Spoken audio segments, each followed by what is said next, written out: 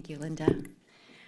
Good morning, and welcome to our second annual Korea Peace Network Conference. I want to first thank Linda Yar for hosting all of us here today, and Partnerships for International Strategies, and the Institute for Korean Studies, and of course, George Washington University. Where's Dan Jasper? Dan Jasper, we should give him a round of applause. He's worked so hard to pull off this conference. And all the speakers who have made time out of their demanding schedules to be with us here today. And all of you, of course, for coming, as Linda said, on this kind of important historic political moment to offer a new path for the Korean Peninsula. Today, we'll hear from many speakers on concrete actions the administration can take today to diffuse tensions with North Korea while addressing urgent humanitarian concerns impacting American families and the lives of everyday North Korean people. As we have a jam-packed conference today that must end on time, I'm going to go right into introducing our first keynote speaker. Bruce Cumings is the Gustavus F. and Anne M. Swift Distinguished Service Professor in History of East Asia at the University of Chicago. In May 2007, Professor Cumings was the first recipient of the Kim Dae-jung Academic Award for Outstanding Achievements and Scholarly Contributions to Democracy, Human Rights, and Peace, granted by South Korea in honor of the 2000 Nobel Peace Laureate, the South Korean President Kim Dae-jung. Professor Cumings' Origins of the Korean War, Volume 1, published in 1980, won the John K. Fairbank Prize of the American Historical Association, and his Origins of the Korean War, Volume 2, published in 1991, won the Quincy Wright Book Award of the International Studies Association. Put simply, Professor Cumings is the most authoritative American historian on modern Korean history, whose scholarly works have been translated into so many languages and is internationally respected. Not only has Professor Cumings mentored over 2 generations of the most pioneering scholars on Korea, who are now teaching at the most prestigious universities around the world, he has reshaped all of our understanding of the Korean War and modern history of Korea. Professor Cumings has not only written the true history, he is the rare scholar whose tireless dedication to peace has already undoubtedly shaped the future of the Korean Peninsula. Please join me in giving a warm welcome to Professor Cumings.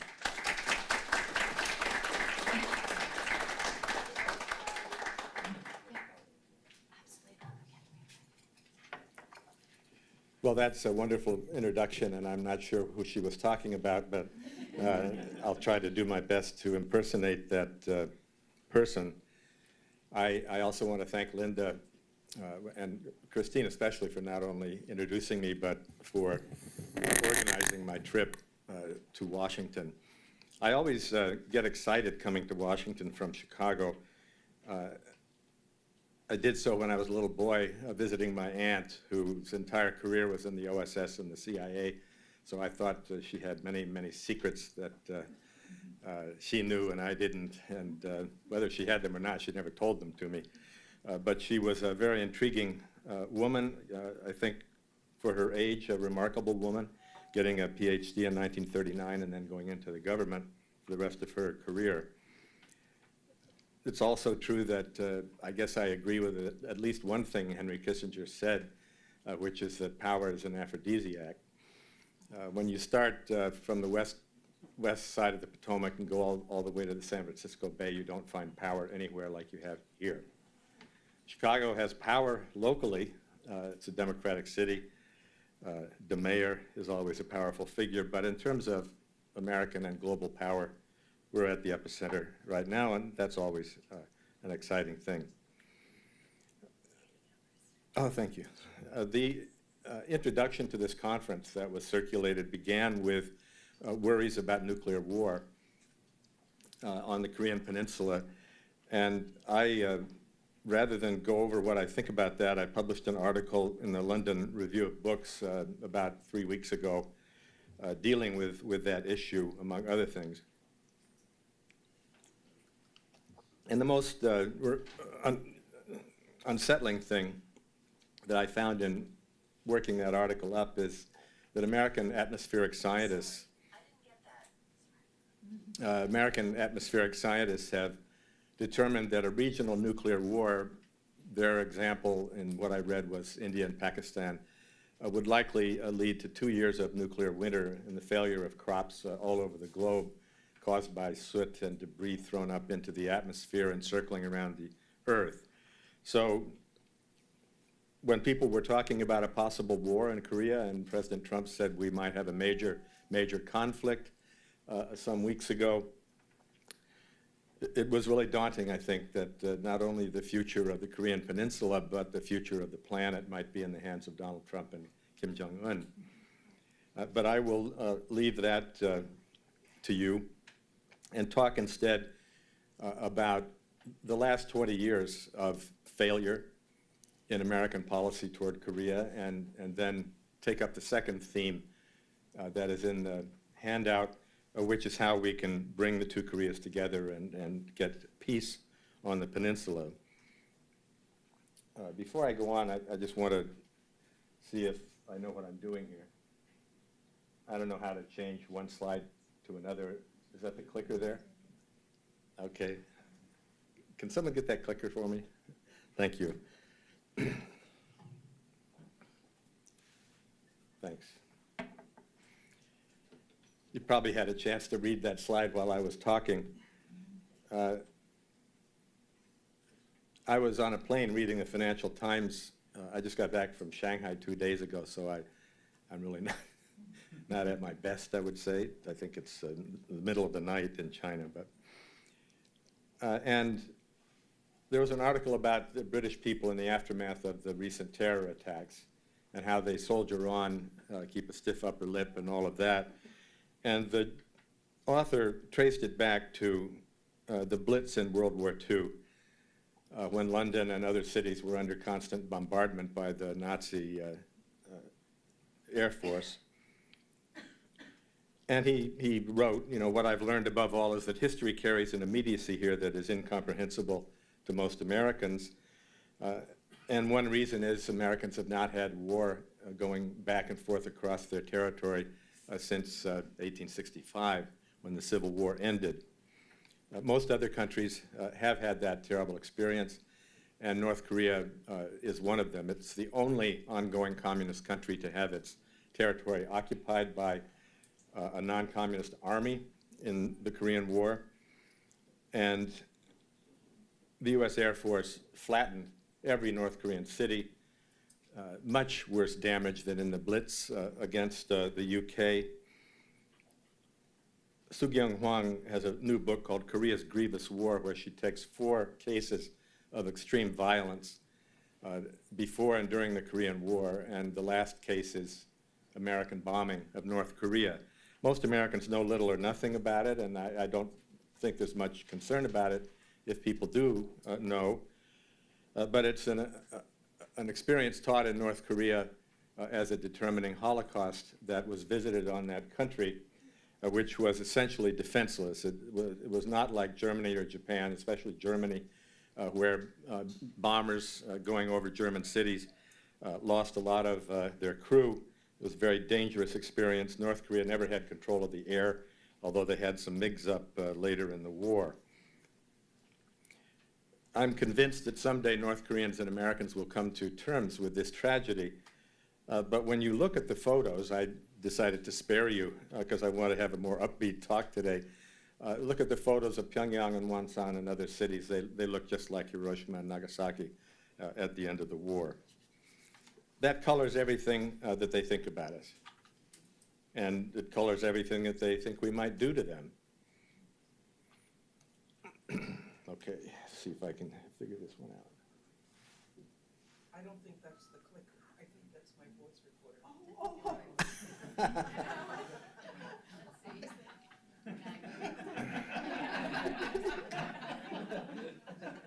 I just turned it off, but I'm sure.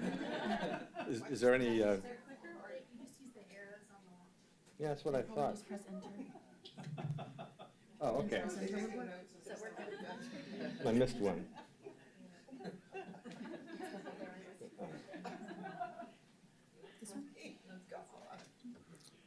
And yeah, there we are. The preface to what I want to say about the last 20 years of American policy toward North Korea is that everything we've tried has failed except for direct talks with the North Koreans. North Korea has been sanctioned going back not just to the Korean War, but to 1949 and 50 before the Korean War, when NSC 68 was signed by Truman at the end of 1949, which called for sanctions or embargoes to be worked out against both North Korea and China. And North Korea is the most sanctioned country in the world. There's never been any evidence that this has solicited positive behavior from them. The U.S. refused to recognize the DPRK in September 1948 when it was founded, has ever since refused to recognize it, and that policy of non-recognition also has not worked. Since 1989, people have been waiting for the collapse of North Korea. I remember quite vividly writing an editorial for a South Korean newspaper a month or so after the Berlin Wall fell, saying Koreans should not expect unification to be right around the corner like Germany, and gave various reasons for that, one being that North Korea has the fourth largest army in the world, just a little bit behind the third army in the world in numbers, which is ours. The U.S. has 1.4 million troops, soldiers of all kinds. North Korea has 1.3 million. Well, my wife, who is Korean and has 6 brothers and sisters who live in Seoul, were all haranguing me for being negative about the possibility of unification, and they said to my wife, just tell Bruce to shut up. Because Koreans did expect unification in the near term. And they, in the South, thought it would be like the German model, where South Korea would essentially extend its system to the north. And that became a consensus among Korea experts and a consensus in the Clinton administration, and led to underpinned some of their policies, like providing light water reactors to North Korea as part of the 1994 framework agreement, on the assumption that by the time they were built and online a decade later, South Korea would own them. People also said, oh, well, North Korea would have collapsed, but China has stepped in and bolstered North Korea. Anybody who knows the slightest thing about the history between the Chinese communists and the North Korean communists going back to about 1932 would know that China is a huge asset for North Korea, and it's not going to collapse unless China pushes it to collapse. China bailed the Kim Il-sung regime out in the Korean War. That's the biggest thing they've done for North Korea. But in spite of what we read in our press, there are still a lot of hardliners in China who like North Korea because North Korea keeps out Western ideas and practices. And North Korea provides a very important strategic bumper state for North Korea so that American troops are not on the border. So I have never thought North Korea was going to collapse, and I don't think it's going to collapse today. Give it a couple more years, it will have been around as long as the entire Soviet Union. Regime change is also increasingly bandied about in Washington. It comes and goes as a way of dealing with North Korea. John Kasich, the governor of Ohio and presidential candidate, gave an interview a couple weeks ago where he said, well, we have special forces teams, believe me, really great special forces teams, and we're just going to land there in Pyongyang, grab the top leadership, and take them out of the country. And I was thinking, what planet is he living on? We tried a major regime change in the fall of 1950 under NSC Document 81, calling for a rollback into North Korea. The next thing you know, we're in a war, not just with North Korea, but with China. Preemptive strikes nearly came to fruition when Bill Clinton gave serious consideration to taking out the Yongbyon plutonium reactor in North Korea. But Jimmy Carter intervened, went directly to Pyongyang to talk to Kim Il-sung, and began the process of freezing all of North Korea's plutonium for 8 years. Now, there's a lot of malarkey in the press, especially by politicians, about North Korea always breaking its agreements and always cheating. And North Korea didn't have an ounce of plutonium from 1994 to 1992. There were UN inspectors on the ground 24/7, surveillance cameras. Anyway, when they start up a plutonium reactor, we have enough intelligence methods to know when that happens. Probably when Kim Jong-un's limousine starts up in Pyongyang on a winter day, we can monitor that. So they didn't have any plutonium. They couldn't make any bombs. And then George W. Bush, John Bolton, and some other people in that administration purposely broke that agreement, and North Korea went back to, got its plutonium back, started making more plutonium, and in 2006 blew off their first nuclear weapon. So Jimmy Carter showed the advantage of direct talks when he flew to Pyongyang. William Perry, I'm sure, will talk about the Perry process from 1998 to 2000 when he gives his address. When you put that together with Kim Tae Joon coming to power in early 1998, he was inaugurated on a beautiful day in February. For the first time, you had Seoul and Washington working together in tandem toward engagement. South Korea continued that engagement policy through the Bush administration until Roh Moo-hyun stepped down in 2009. Of course, President Bush and many high American officials didn't like President Roh and didn't give him any help with that engagement. And I'm afraid we're in another situation like that with Moon Jae-in coming in as a progressive president in the May 9th elections in South Korea. And having to deal with the Trump administration, although the Bush administration was about 10 times more predictable than the Trump administration. The six-party talks did not yield as much success. They were sponsored by China. They went on for years. They provided a template and a vehicle for transnational relations in Northeast Asia among 6 countries. One of the things that all the experts know and many students don't necessarily know is that unlike Europe, there just are hardly any alphabet soup international organizations in Northeast Asia. You don't have a European Union, you don't have World Bank, IMF, all those other things that are so important in Europe and elsewhere around the world. And above all, you have a very limited horizontal diplomacy between the capitals of the different countries in the region. So the six-party talks held a lot of promise, but ultimately they failed.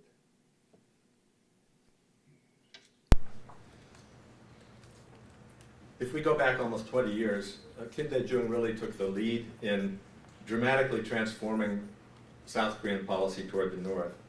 The first serious engagement since 1953, it resulted in a deepening reconciliation in which literally tens of thousands of South Koreans traveled to the north. The north began experimenting with markets. Much of that was forced by the famine in the late 90s, but also built the Kaesong export zone, which had 50 or 60,000 North Koreans working for South Korean firms until it was shut down by President Park Geun-hye. So that was just one of the fruits of Kim Tae Joon's engagement strategy.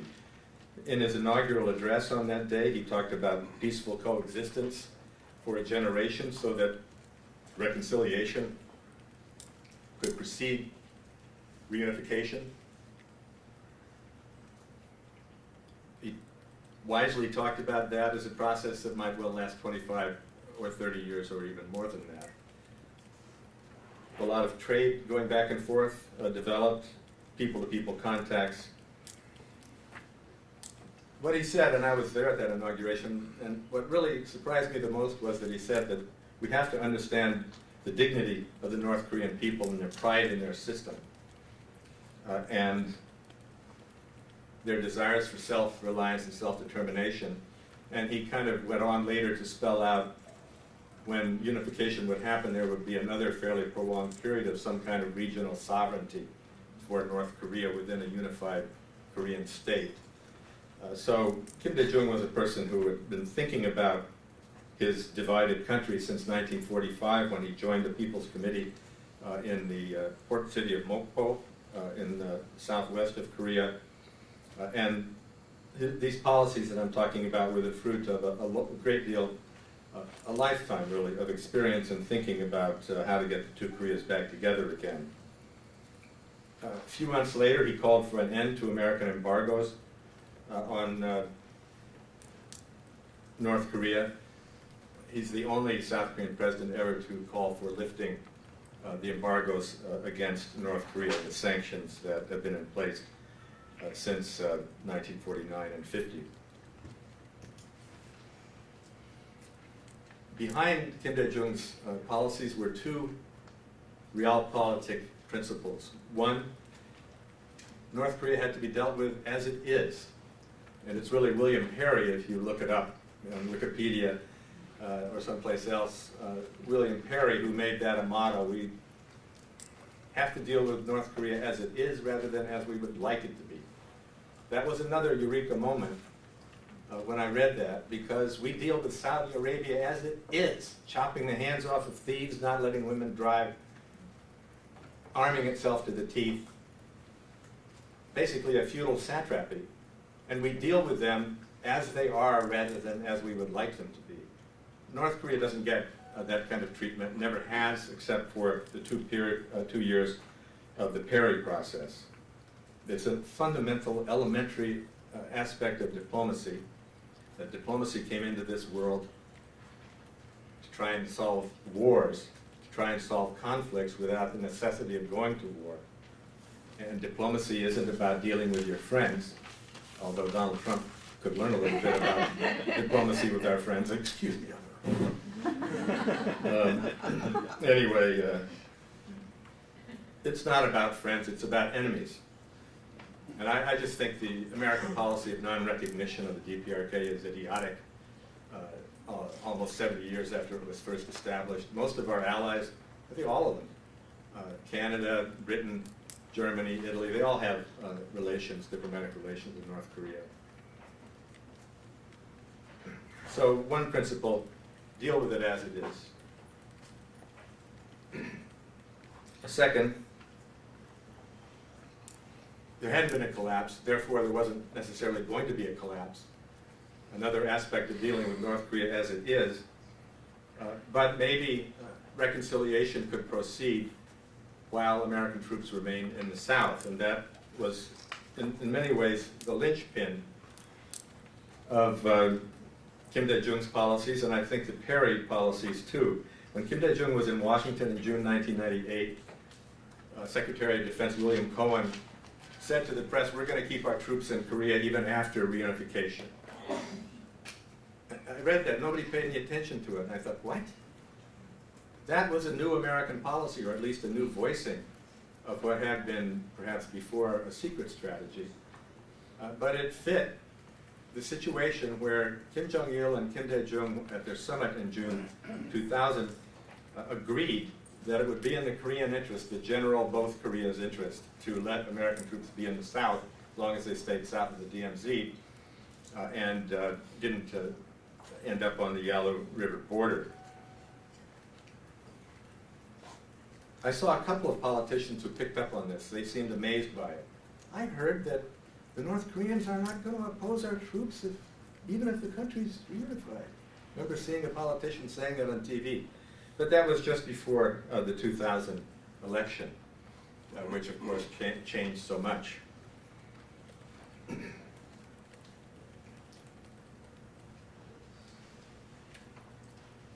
So the great significance of this idea was that Korea could be reconciled and reunified within the structure of security that the U.S. built in the region after World War II. Just a fundamental point. And unfortunately, it went down the drain.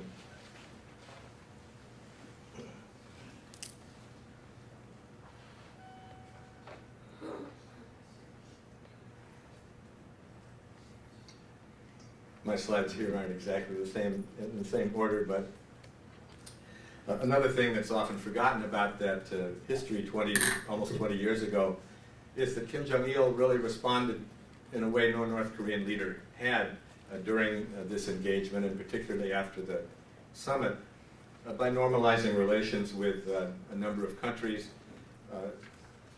having an expanded diplomacy, and all that.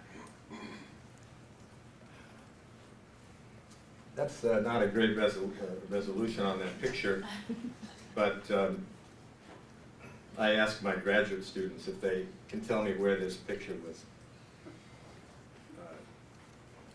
photographed. It's General Cho Young Nam, who was the head of the conglomerate that manufactures North Korean missiles and sells them on a world scale to Pakistan and Iran and a bunch of other countries. He came to the White House to see Bill Clinton in October 2000. And I believe this picture was on the front page of the New York Times anyway. It was in the front section. Clinton's aide said that General Joe was just wearing a business suit, but when he found out he was going to go to the White House, he put on his full military regalia. That meeting led to the signing of an agreement that neither side would have hostile intent toward the other. But much more important, it led to a missile deal that Ambassador Perry was deeply involved with, and you can read basically what's up there. Ambassador Perry has a knack for capturing a situation in a few pithy words. And what he said at the time, when he was trying to nail, well, now I gave away the punchline, when he was trying to get the missiles, medium and long range, mothballed in North Korea, no more testing, no more sales, and so on. And if Bill Clinton was going to go to Pyongyang to meet with Kim Jong-il, then North Korea would enter the missile technology control regime, which would limit their missiles to a range of 180 miles. And it isn't always clear what the U.S. was going to do in return, but news accounts said probably at least $1 billion in food aid and other kinds of aid for an undetermined number of years, but cheap at the price. Cheap at the price, as we can see from the dozens of missile tests they've been doing recently. Michael Gordon, one of the best reporters on the New York Times, investigated this deal and wrote an article March 6th, 2001 in the New York Times, going over, I think, two full pages on all the aspects of this missile deal. And I refer you to that. I happened, just by chance, to have lunch with Bill Perry that day. I was out of Stanford that year. I've never had lunch with him before or since, but we had lots to talk about because the morning paper was full of this missile deal. And what Bill Perry said when people would say, well, you know, we don't know about their short-range missiles, we don't know about this, that, and the other, he would say, you nailed down what you can nail down. Well, they might have imported centrifuges for uranium enrichment. You nail down what you can nail down, we'll worry about the centrifuges later. And that was, seemed all wrapped up.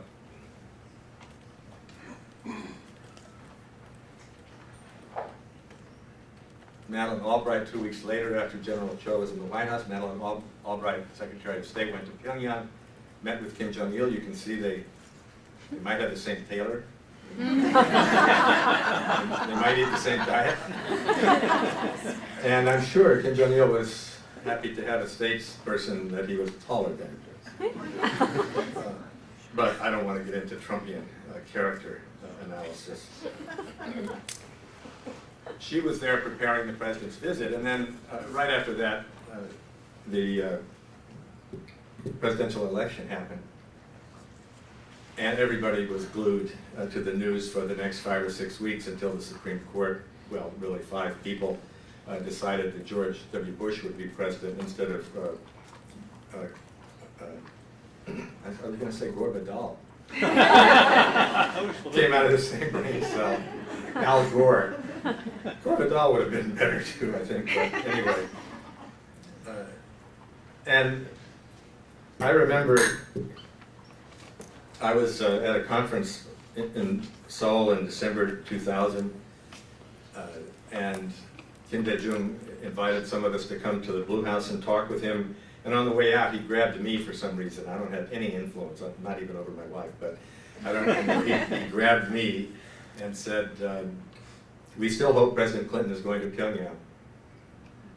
And I got on the plane, and when I got out of the plane in Chicago, December 22nd, New York Times had a big headline, Clinton not going to Pyongyang, because the Bush people felt that they didn't like the deal, they didn't think it could be verified.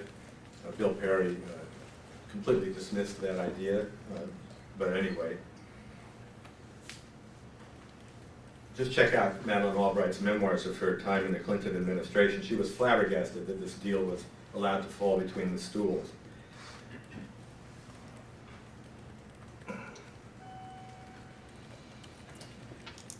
The next thing you know, North Korea was placed in an axis of evil with Iraq and Iran in the State of the Union address by George Bush in 2002, January. When North Korea looked at that, as any state would look at it, it seems to be a declaration of war, especially when you have a vice president saying, we don't talk to evil, we kill evil, we defeat evil. Actually, the North Koreans didn't pay that much attention in my reading of their press at the time to this particular speech, because it didn't necessarily have a practical outcome. How do you get North Korea to go where evil people go? You consign North Korea to purgatory or something? Not much came out of that. It was probably affirmative action for non-Muslim countries that got North Korea into that axis of evil. But in September 2002, Bush tabled his Preemptive Doctrine, which became known as the Bush Doctrine. They called it anticipatory self-defense, which was a euphemism like enhanced interrogation, extraordinary rendition.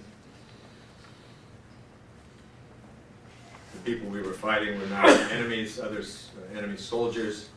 They were enemy combatants, so they didn't have to be treated under the rules of the Geneva Convention.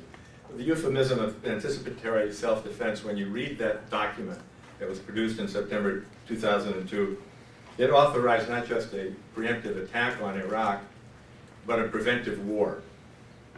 When we invaded Iraq, Saddam Hussein had been trying for months not to do the slightest thing to provoke the United States. The one thing I couldn't believe was it turned out he was writing his novel. He had gotten tired of torturing Shiites in his prison and was writing a novel. I suppose that's what all dictators do.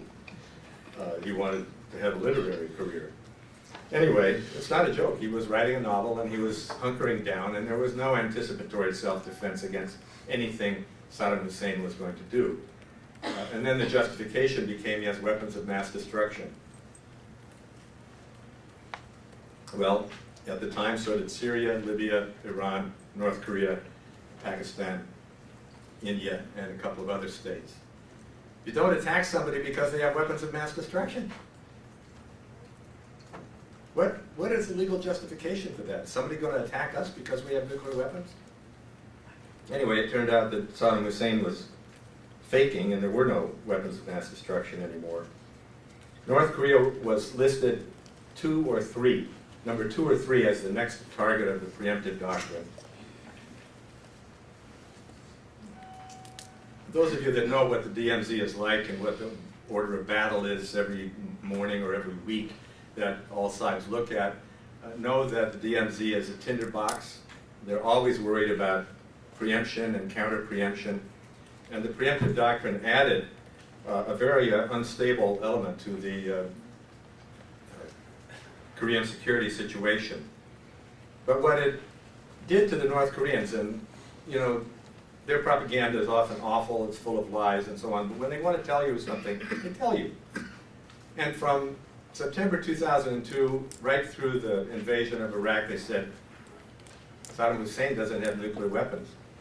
He got invaded and overthrown. Guess what? That's not going to happen to us. We have a nuclear deterrent. We are going to build a nuclear deterrent. Later on, they said the same thing about Gaddafi in Libya. And because of those two episodes in particular, although the Syrian war might be a third, I don't see how it's possible to imagine North Korea giving up its nuclear weapons. They might for a president like Moon Jae-in in the South and a president like Bill Clinton in Washington. In fact, they did, in effect. But I can't imagine them doing it now because somebody else might come into office, like Donald Trump, and suddenly everything changes. One of the things I don't think has been commented on enough in our media discussions is that something dramatic happened in 2000, which is, I'll say a terrible word, the partisanization of foreign policy.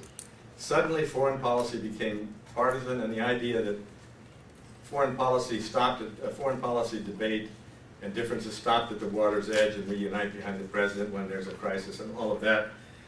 The Bush administration across the board tried to reverse Clinton's policies, and particularly North Korea the North Korea policy of the Clinton years was a real casualty of that. It's worse now.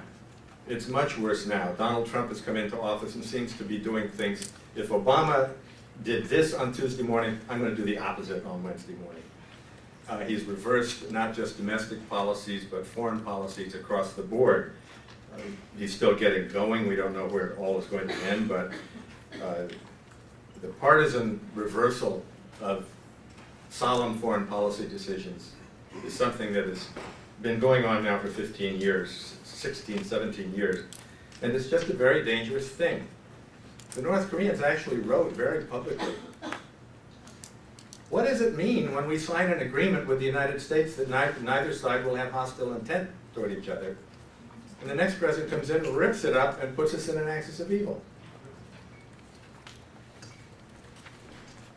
I could go on about the threats against North Korea when it looked like we had won the Iraq war quickly in May and June 2003. But suffice it to say that they were looking at North Korea on the assumption that the Iraq war had gone quickly and now we could turn our attention to North Korea.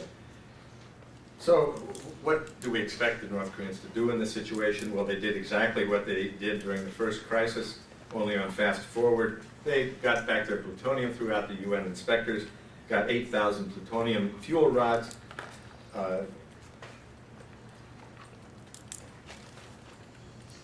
And what exactly was accomplished by pushing North Korea to the wall, breaking the 1994 agreement, and putting plutonium in their hands?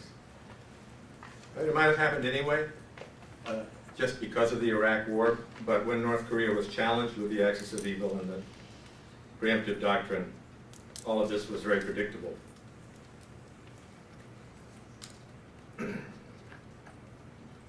This was followed by a long-range missile test on July 4th,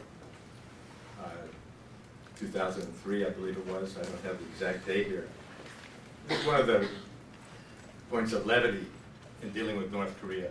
North Korea is constantly testing bombs and weapons on holidays that mean a lot to us, like Independence Day, July 4th. Boy, are the Americans going to pay attention when we blast a long-range rocket on Independence Day.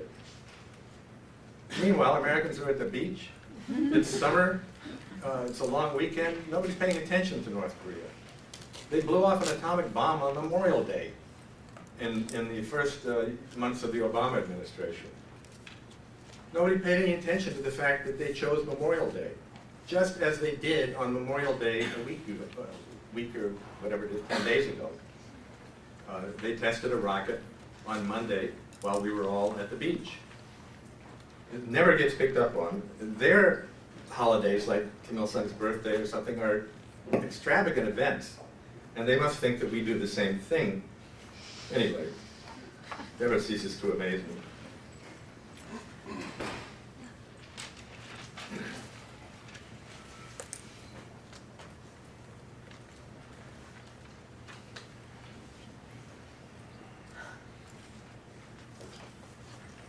I may be wrong in what I'm saying right now about North Korea's long-range missile tests, and I'd be happy to be corrected if there's a missile expert in the crowd, but it seems that because North Korea is verging on having an intercontinental ballistic missile that can hit the American mainland, therefore a big crisis or even a major conflict, as Donald Trump called it, is in the offing. And my question is, first of all, it's not operational. I don't think they're going to have a workable missile. But my question is, what difference does it make? They tested their first long-range rocket trying to put up a satellite in honor of the 40th anniversary of the regime's founding in 1998. That was right in the middle of the Perry process. It didn't derail it. In 1992, they first tested a medium-range missile and went downrange a couple, 300 miles, and banged the target right on the nose, and American experts didn't know whether that was an accident or that they had precision-guided weapons. And they've been testing more sophisticated medium-range missiles recently. 200 million people, citizens of Korea and Japan, are in the range of these missiles. So are 50,000 American troops in Japan, 28,000 in Korea, thousands more in Guam. It isn't clear that North Korea can put a nuclear warhead on an ICBM, but if it did and it fired it in anger, what would happen is what Colin Powell said in 1995, North Korea would be turned into a charcoal briquette. I don't think American policy toward North Korea has achieved anything since 2002, except to have a nuclear-armed North Korea with a lot of more sophisticated missiles than they had in 2002. Things have been pushed to a major crisis several times, with large sectors of South Korean public opinion being alienated from the U.S. The latest example is the THAAD, Terminal High Altitude Area Defense anti-missile system that was hurriedly jammed into South Korea before a progressive would be elected on May 9th. And Defense Secretary Leon Panetta, who I have to say is one of the most level-headed people in American politics, was Defense Secretary, and he told CNN that we've been within an inch of war with North Korea for months, growing out of conflicts and tensions in the West Sea that led to the loss of 30-odd South Korean sailors' lives in 2010. I mean, think about it. Here it is, 72 years since we first sent 25,000 combat troops into Korea to try and block Kim Il-sung from coming down the whole peninsula with Soviet help. And then we had a 3-year devastating war that achieved nothing except protecting South Korea at the loss of millions of lives. And here we are in 2011 talking about being within an inch of war.